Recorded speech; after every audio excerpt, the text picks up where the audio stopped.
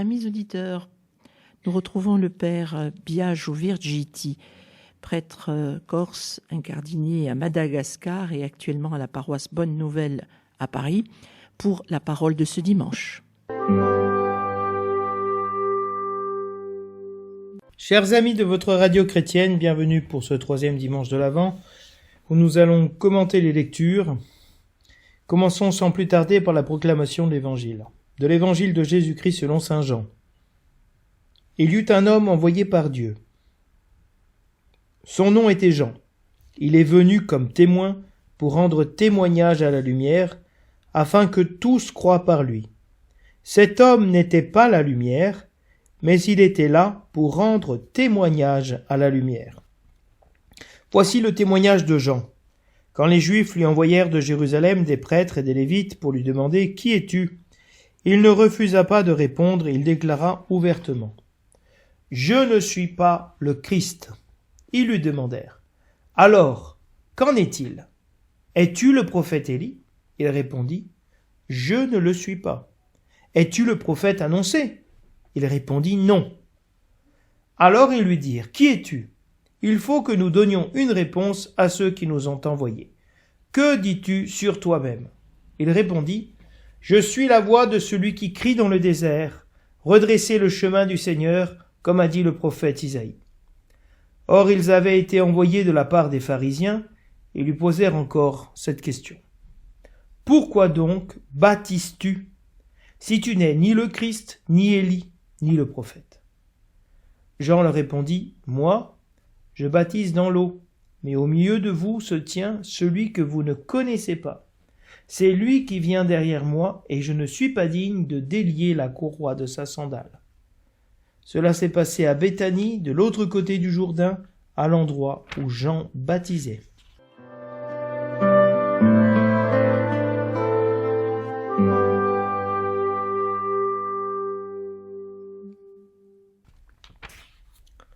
Du prophète Isaïe. L'Esprit du Seigneur est sur moi, parce que le Seigneur m'a consacré par l'onction.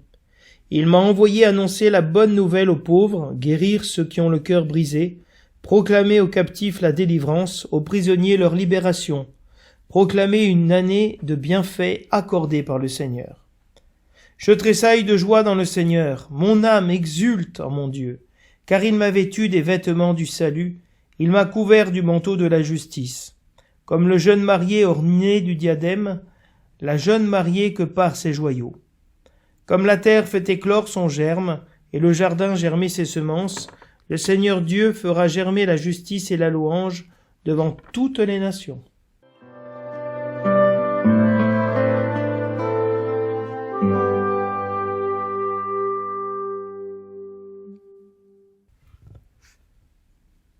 Le refrain du psaume nous dit « Mon âme exulte en mon Dieu ». Mon âme exalte le Seigneur, exulte mon esprit en Dieu mon Sauveur. Il s'est penché sur son humble servante, désormais tous les âges me diront bienheureuse. Le Puissant fit pour moi des merveilles, saint est son nom. Sa miséricorde s'étend d'âge en âge sur ceux qui le craignent. Il comble de bien les affamés, renvoie les riches les mains vides, il relève Israël son serviteur, il se souvient de son amour. Mon âme exulte en mon Dieu.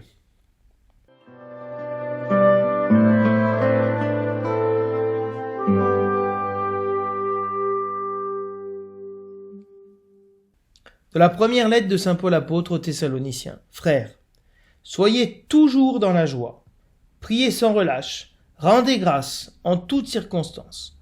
C'est la volonté de Dieu à votre égard dans le Christ Jésus. N'éteignez pas l'esprit, ne méprisez pas les prophéties, mais discernez la valeur de toute chose. Ce qui est bien, gardez-le. Éloignez-vous de toute espèce de mal. Que le Dieu de la paix lui-même vous sanctifie tout entier, que votre esprit, votre âme et votre corps soient tout entiers gardés sans reproche, pour la venue de notre Seigneur Jésus-Christ. Il est fidèle, celui qui vous appelle, tout cela il le fera. Parole du Seigneur.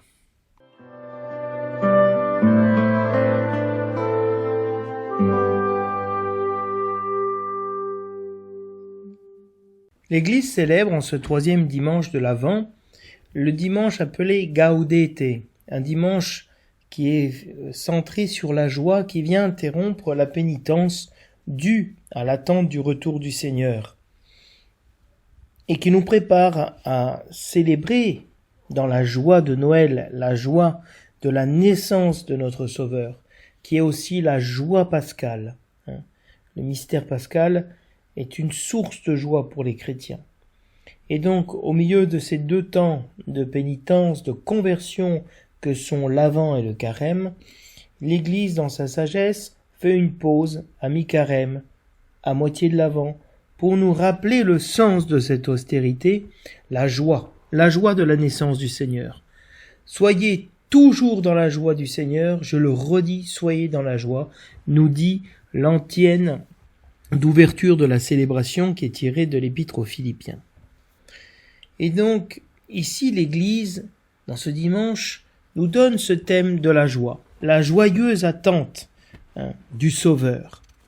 Et si les deux premières lectures et le psaume sont centrés sur la joie, l'Évangile, lui, est centré, comme dimanche dernier, sur la figure de Jean le Baptiste comme précurseur. Jean-Baptiste est le précurseur justement de cette joie. Il est le prophète, comme Isaïe, qui annonce la joie de la venue du Sauveur. Je tressaille de joie dans le Seigneur, nous dit la première lecture. C'est l'attitude de Jean-Baptiste, qui est l'ami de l'époux, qui se réjouit de la venue de l'époux. Et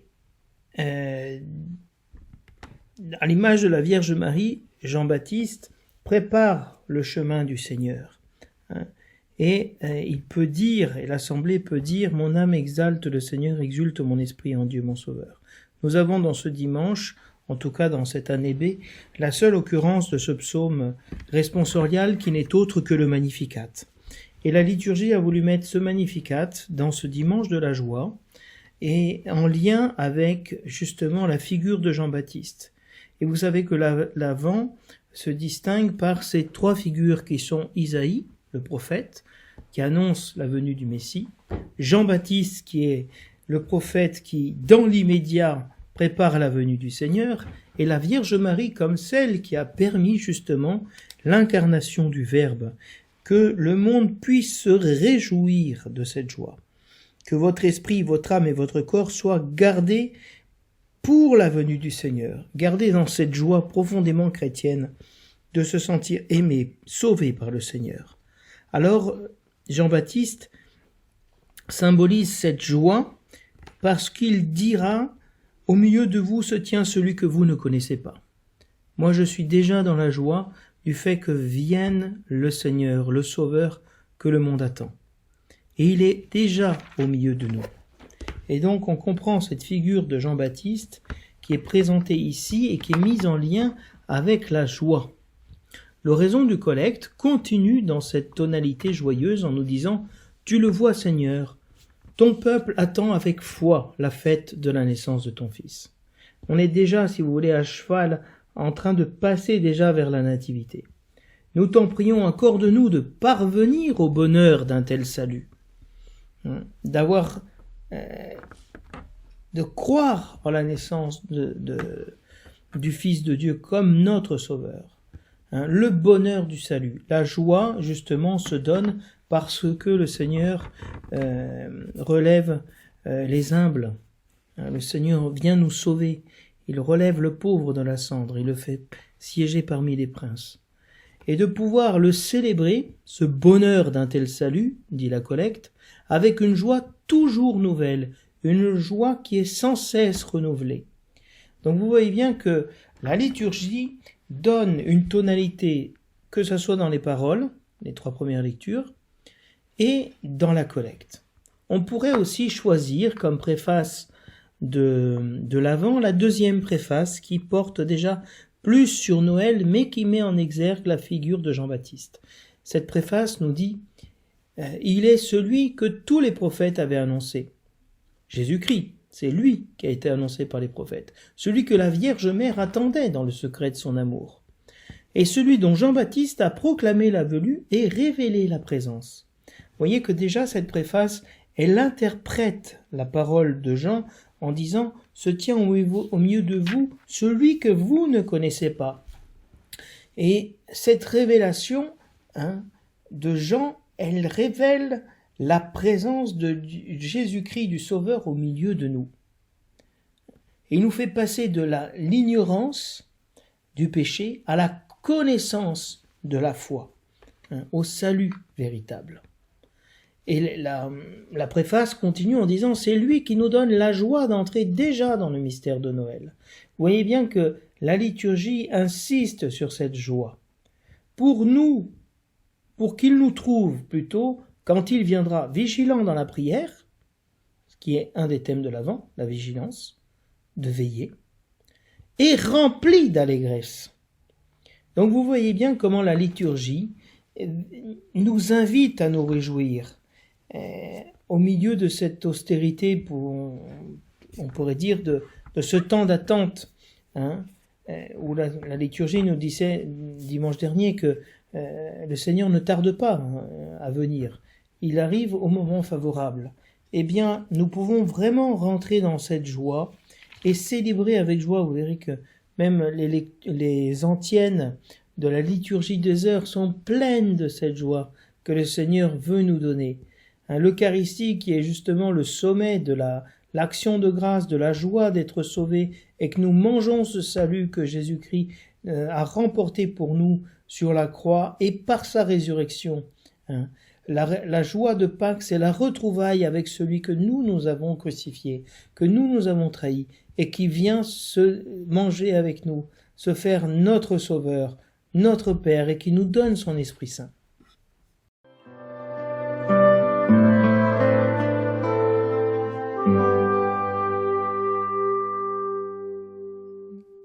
L'évangile que nous proclamons est ce dimanche tiré de l'évangile de Jean, et c'est le tout début de l'évangile de Jean qui décrit justement qui est Jean et qu'est-il venu faire. Qui est-il? Quelle est sa mission? Et justement, Jean répondra aux questions qui lui sont faites sur son identité. Et de la même manière, la première lecture nous parle de l'identité du prophète. Qui est le prophète? Qu'est-ce qui lui arrive? Pour qu'il puisse proclamer aux captifs, proclamer la bonne nouvelle aux pauvres. Et donc, l'évangile de Jean, qui découle du prologue, qui nous dit que au commencement était le Verbe, et le Verbe était auprès de Dieu, le Verbe était Dieu, on nous parle immédiatement de cette figure si importante pour l'Église primitive de Jean-Baptiste. Jean-Baptiste est non seulement le signe pour la Vierge Marie, que sa cousine est enceinte, et donc que s'accomplira la promesse que l'enfant qu'elle va concevoir vient de Dieu, est le Fils de Dieu. Et le prologue commence en nous disant que Jésus-Christ était la lumière véritable qui éclaire tout homme. Et vous allez voir qu'en préparant cette venue de Jean, l'évangile va continuer justement en nous disant que Jean n'est pas la lumière du monde, mais il vient pour témoigner de la lumière. Voilà sa mission, son identité. Et nous savons tous combien la lumière est une source de joie. Quand nous sommes perdus dans une forêt, dans les ténèbres, et que nous voyons une lumière, ou que les marins qui étaient en mer, qui ne voyaient plus la terre à cause de la tempête, qui tout d'un coup voient la lumière d'un phare, voient qu'ils sont sauvés. Parce que la lumière fait un service, c'est de nous indiquer le chemin, de nous sauver. Et donc, Jean est un homme envoyé par Dieu. Dieu a envoyé les prophètes et il va envoyer Jean. Son nom est Jean, son nom est Dieu fait grâce. C'est-à-dire que la grâce nous est envoyée, à nous. Et Jean est venu comme témoin, pour témoigner. En grec, martyria, qui a donné ce terme du martyr. Il est venu comme témoin de la lumière, parce qu'il va rendre ce témoignage, il va parler, annoncer, révéler la présence de la lumière au milieu de nous, mais il va aussi être celui qui va donner sa vie pour que cette lumière brille. Il va donc être martyr. Et Jean est venu, il y a tout le thème, si vous voulez, de la venue, de l'envoyé, de celui qui est venu, et qui prépare la venue de celui qui vient, parce qu'avant moi il était, dira Jean. Et quelle est sa mission? Rendre témoignage à la lumière, afin que tous croient par lui. Donc, sa mission, c'est de rendre témoignage à la lumière, à Jésus-Christ qui est la lumière du monde, à Dieu qui est lumière, qui est la vie des hommes. La lumière était la lumière des hommes. Ce texte qu'on aura dans le matin de Noël, on aura cette lecture. Eh bien, que vient faire la lumière? Nous donner la foi. Saint Paul parlera de la lumière de la foi. Il est venu témoigner de cette lumière de la foi. Le pape Benoît XVI a écrit cette encyclique sur la lumière de la foi, qu'a publié le pape François par la suite. Cet homme n'était pas la lumière, mais il était là pour rendre témoignage à la lumière.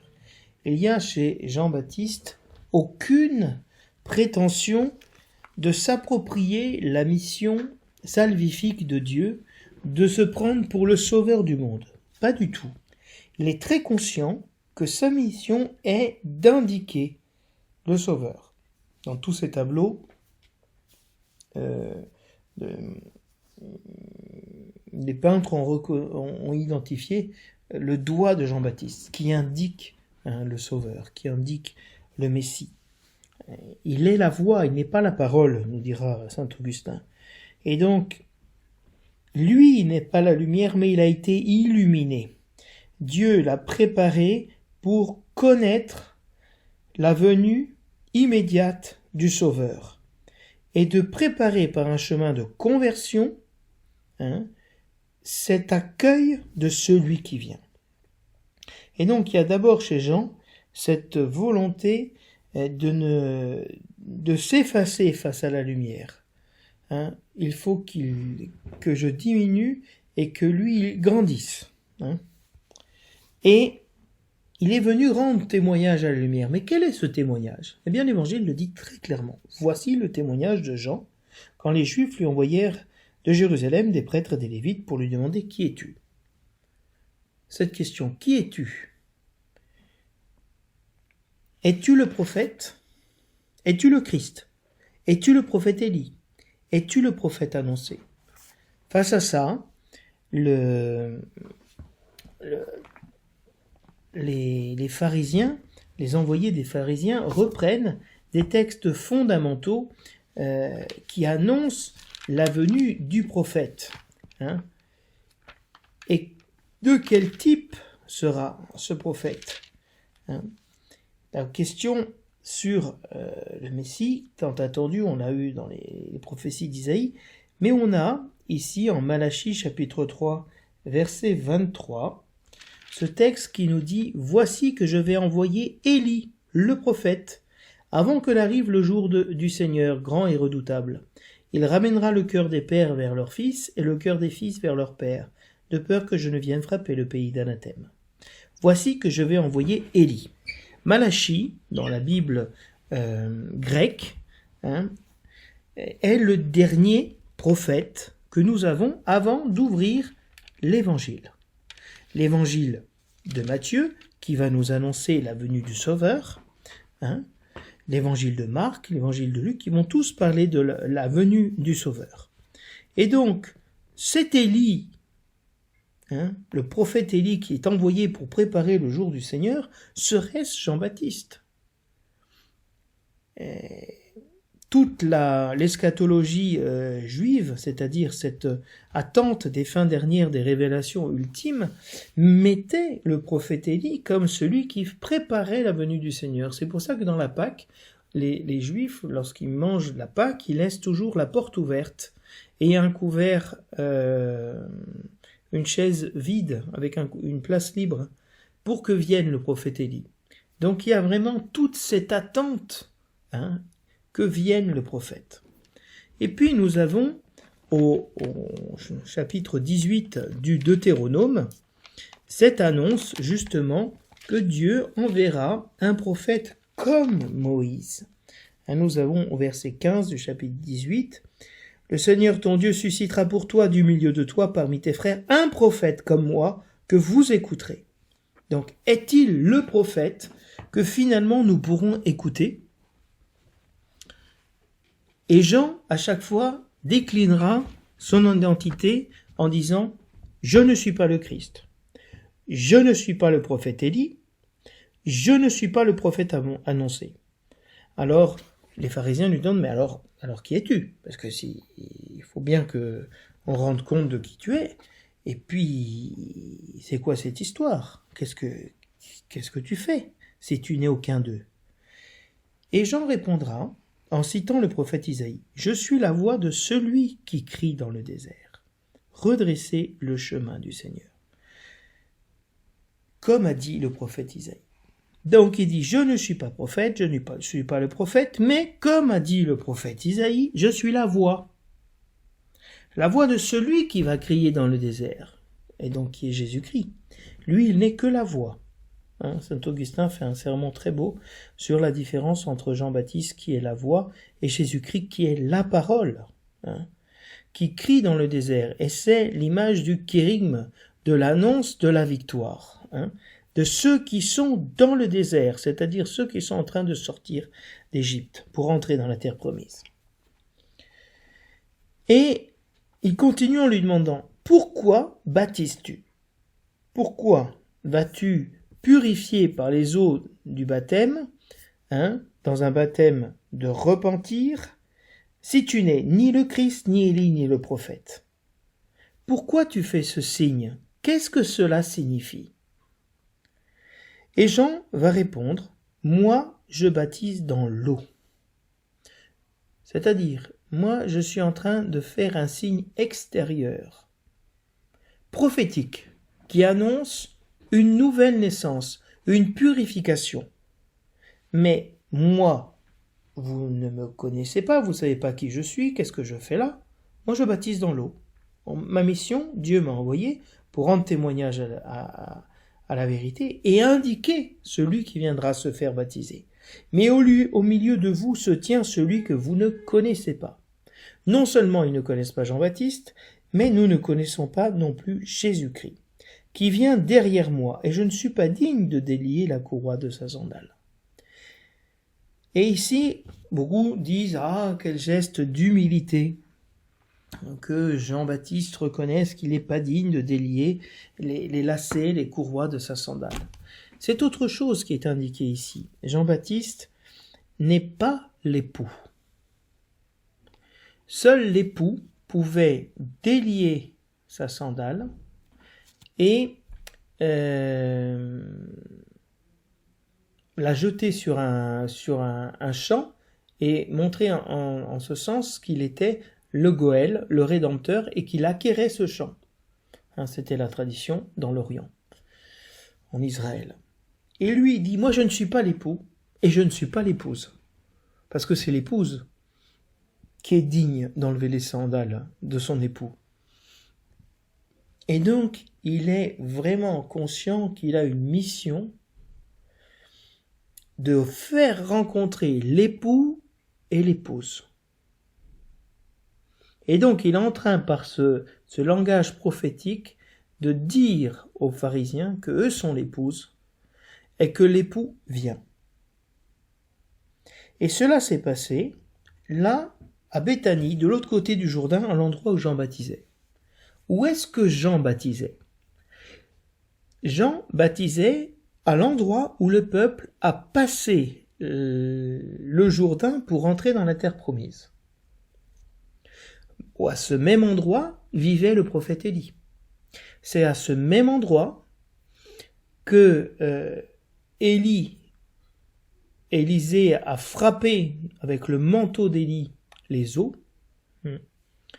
et que Élie est monté au ciel, sur le char de feu. Donc Jean-Baptiste se tient à un lieu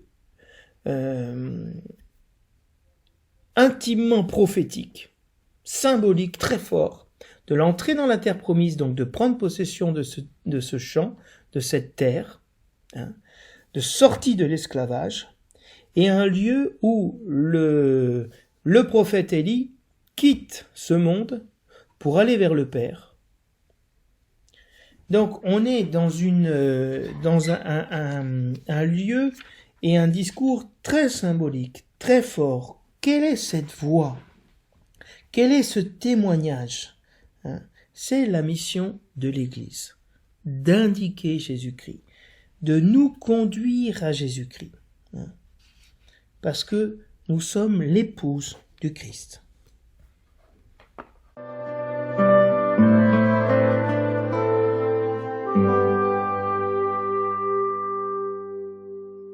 Le verset de l'Alléluia nous disait, en citant le chapitre 61 d'Isaïe, « L'Esprit du Seigneur est sur moi, il m'a envoyé porter la bonne nouvelle aux pauvres. » Et ce verset de l'Alléluia reprend justement le texte de la première lecture d'Isaïe 61 qui dit « Le Seigneur m'a envoyé annoncer la bonne nouvelle aux humbles. » Voilà. Donc, la mission de Jean le Baptiste, c'est d'annoncer une bonne nouvelle. Une nouvelle qui rend heureux, qui met dans la joie. Evangelio. C'est cette joie, ce bonheur. Que Eugenio, Eugène, le bien-né, celui qui est né dans la joie, qui a été une joie par sa naissance. Donc cette nouvelle qu'il apporte, le prophète, est source de joie.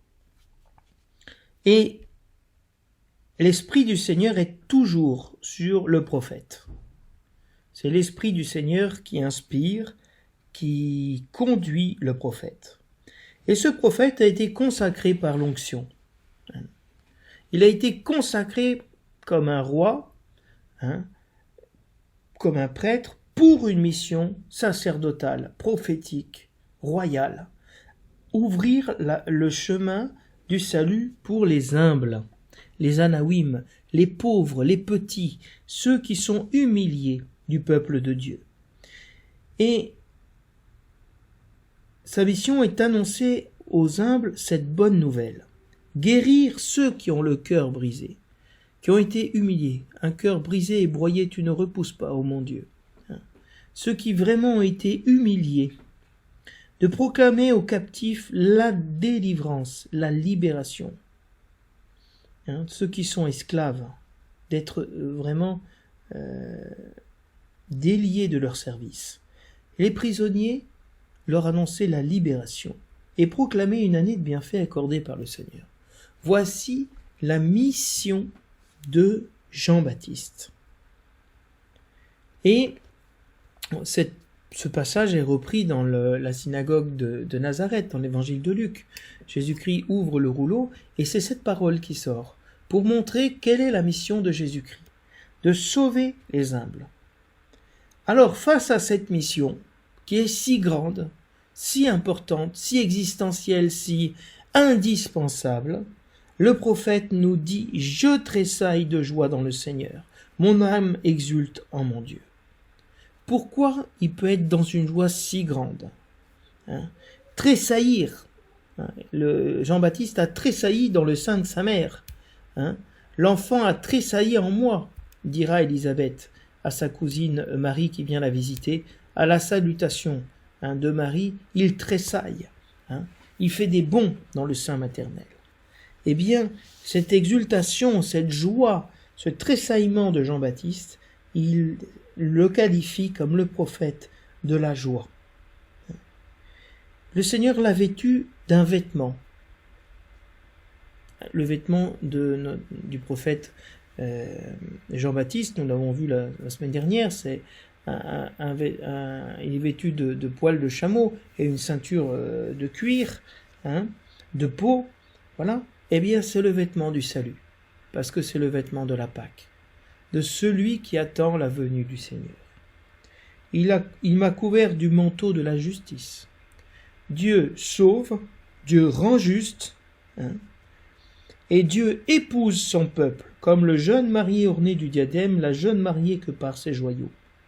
Dieu est venu nous épouser. Et dans ce cas-là, on voit bien le lien avec l'évangile, avec cette histoire de la sandale, de la venue de l'époux. Dieu est venu épouser son peuple, son prophète. Comme la terre fait éclore son gerbe, le jardin germer ses semences, le Seigneur fera germer la justice et la louange devant toutes les nations. Quand Dieu fait justice, la conséquence c'est la joie, la louange, l'action de grâce. La bonne nouvelle est annoncée aux pauvres. Ceux qui ont le cœur brisé sont guéris de leurs blessures, de leurs souffrances. Les esclaves sont délivrés, les prisonniers sont libérés. Dieu nous donne le bienfait, il nous revêt de justice, il nous épouse, comme un jeune marié et une jeune mariée, et surtout il nous fait rentrer dans la joie.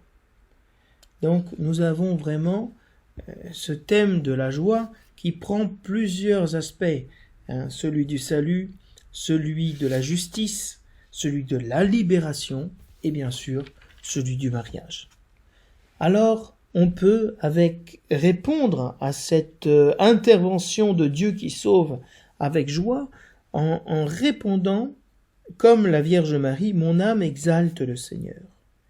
Le refrain utilisé par le psaume est tiré aussi du chapitre 61 d'Isaïe. Ici, la lecture d'Isaïe, elle baigne, elle irrigue toutes les lectures. Même le verset du psaume, mon âme exulte en mon Dieu, ouvre le Magnificat. Pourquoi la Vierge Marie et l'Église peut exalter le Seigneur, exulter dans son esprit? Parce que Dieu l'a sauvé. Dieu l'a sauvé de son humiliation. Dieu, comme Abraham, l'a béni. Béni, je magnifierai ton nom devant toutes les nations, dit Dieu à Abraham. Et la Vierge Marie, tous les âges la diront bienheureuse. Parce que Dieu a fait des merveilles pour elle. Cette jeune fille est devenue la mère du Sauveur. Et sa miséricorde s'est étendue à partir d'elle, d'âge en âge. Jusqu'à elle et aussi à partir d'elle. Et Dieu comble les affamés, il relève Israël son serviteur, il se souvient de son amour. Mais il renvoie les riches les mains vides. C'est-à-dire Dieu est celui qui renverse la situation. Il élève les humbles et il renverse les puissants de leur trône. Voilà, un salut qui vient nous nourrir, nous sauver, nous aimer, qui vient de Dieu. Alors on peut rentrer dans cette lecture de l'Épître aux Thessaloniciens et qui est un parallèle, si vous voulez, de cette lecture des Philippiens, qui dit, comme dans l'antienne d'ouverture, « Réjouissez-vous dans le Seigneur, je vous le dis, je vous le répète, réjouissez-vous dans le Seigneur. » Il y a cet appel à être toujours dans la joie. Le chrétien ne peut pas vivre dans la tristesse. La tristesse est l'image du péché, est l'image de la mort. Et Dieu nous a sauvés, non pas pour que nous restions dans cette mort, dans cette tristesse, mais pour que nous entrions dans la joie. Et comment cette joie se manifeste? Elle se vit dans la prière. Une prière sans relâche, qui n'est plus ici, si vous voulez, une prière de supplication, mais une prière d'action de grâce, une relation avec Dieu. Rendez grâce en toutes circonstances. Le psaume nous dit « Je bénirai le Seigneur en tout temps ». Je bénirai le Seigneur en tout temps. Le chrétien est celui qui bénit en toutes circonstances, qui rend grâce en toutes circonstances. Pourquoi faut-il rendre grâce? Pourquoi cette urgence, ce commandement, non seulement de l'amour, mais de la joie? Donnez de bon cœur, dit l'Écriture. Donnez avec joie.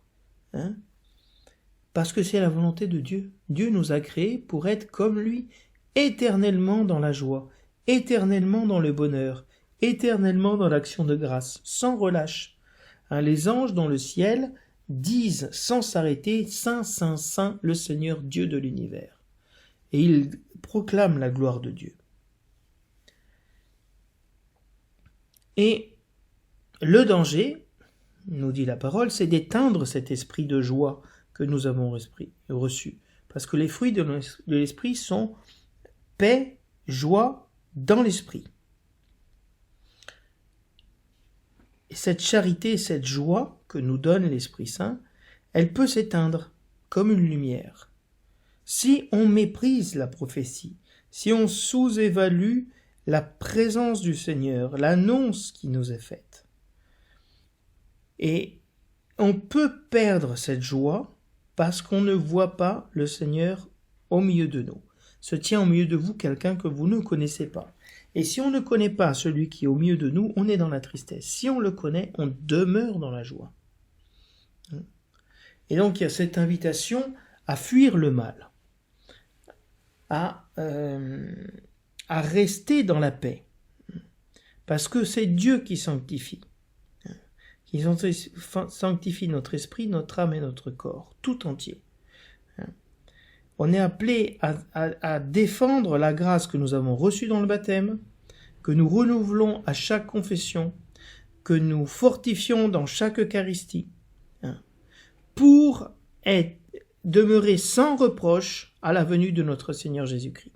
Parce que le Seigneur vient.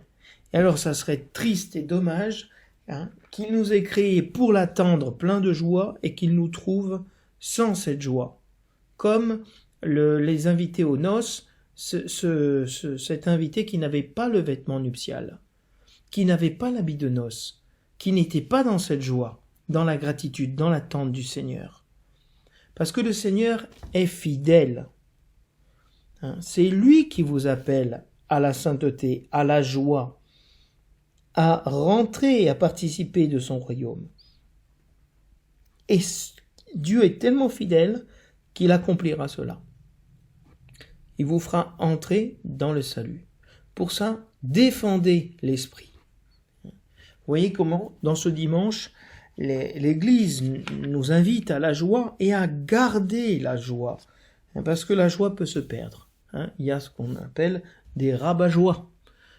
On est très content des personnes qui se moquent de nous et qui sont rabat-joie, qui ne veulent pas se réjouir, qui sont dans le cynisme. Eh bien, le Seigneur dit « Réjouissez-vous en tout temps, même quand vous serez éprouvés. » Et de fait, les apôtres, après avoir été battus de verge et chassés du Sanhédrin, étaient remplis de joie d'avoir souffert un peu par amour pour Jésus-Christ, d'avoir été jugés dignes de cela. Les disciples furent remplis de joie à la vue du Seigneur. La Pâque est déjà aux portes, parce que le Seigneur veut nous faire entrer dans la joie. Je vous souhaite à chacun un très bon dimanche dans la joie du Seigneur.